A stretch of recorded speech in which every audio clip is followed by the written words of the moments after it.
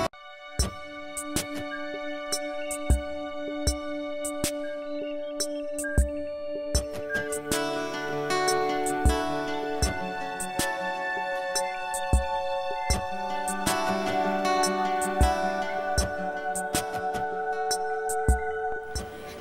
I'm Preeti Rao and I run a firm called Soil and Soul, wherein we take a workshop for children around the sustainable lifestyle choices what they can adopt in their life. And we just don't talk about the issues around us. We believe in action. So the entire workshop goes on nurturing self and environment with community action plan.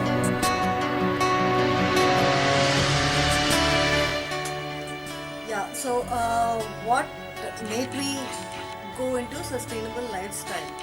The journey started sometime back when I started looking at the plate. What are we consuming? The plate again, it doesn't mean just the food. It's about everything we consume. The consumption part of each one of us in city life, and then what are we going to do about it, and what is around us, what are we doing to the resources what we have. We're just forgetting we are also part of a nature.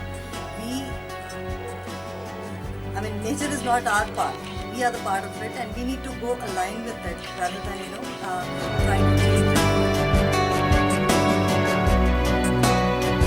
What disturbed me a lot sometime back was the water. I just started thinking, whatever we are putting into drain, is it connected to my plate?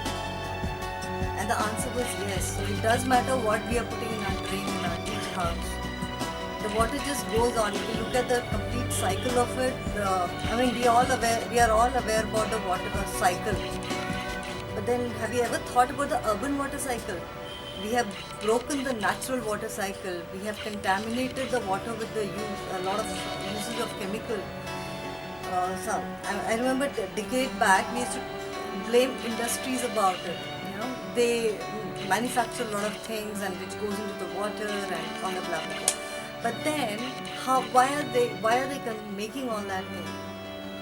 It's all to do with our consumption. Yeah, and another issue we all human beings are struggling to manage is the waste.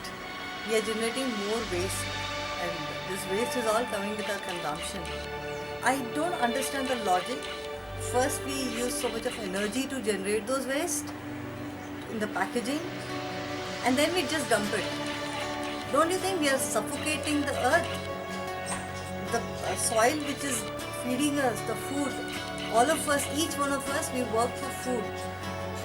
And we are just suffocating the soil with the uses of so much of plastics.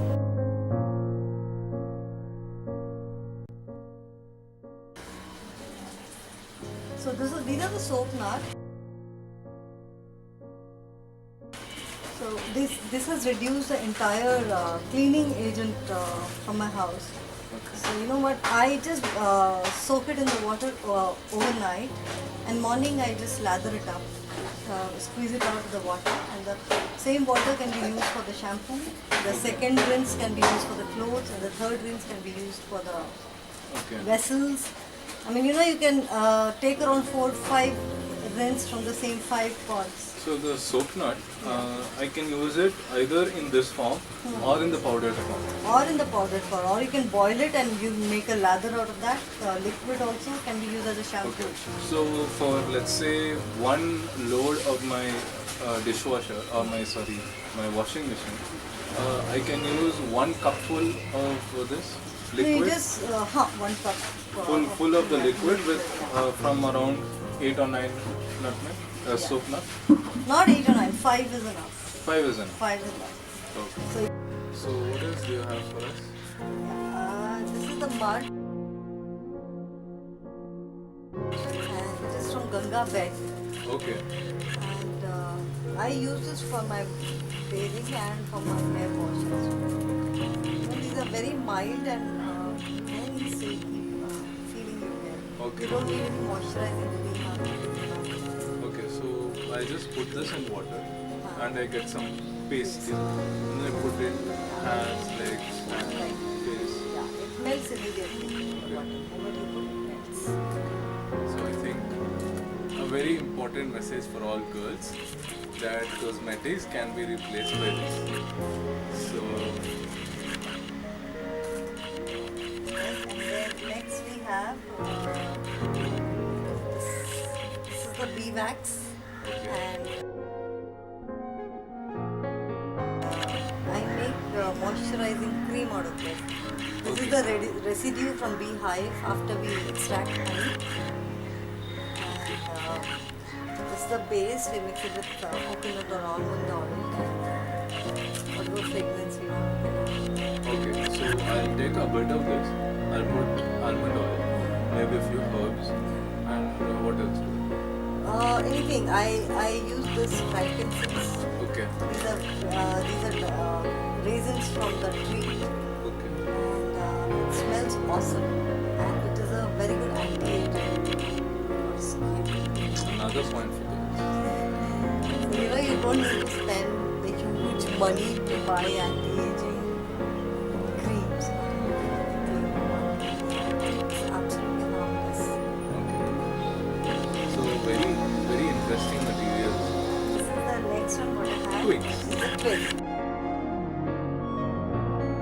And we use it for cleaning our teeth.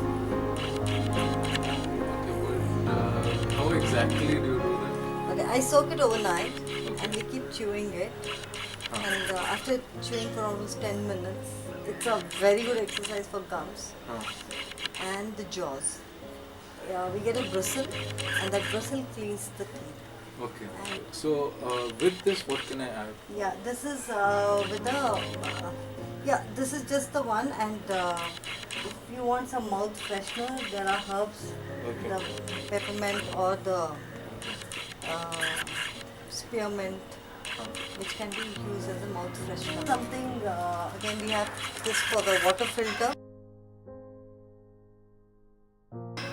These are the Nirmali seeds. Okay. So these seeds are used for cleaning the water. Okay. We just have to crush these seeds and put it in the dirty water. Okay. So suppose I have a lot of rainwater.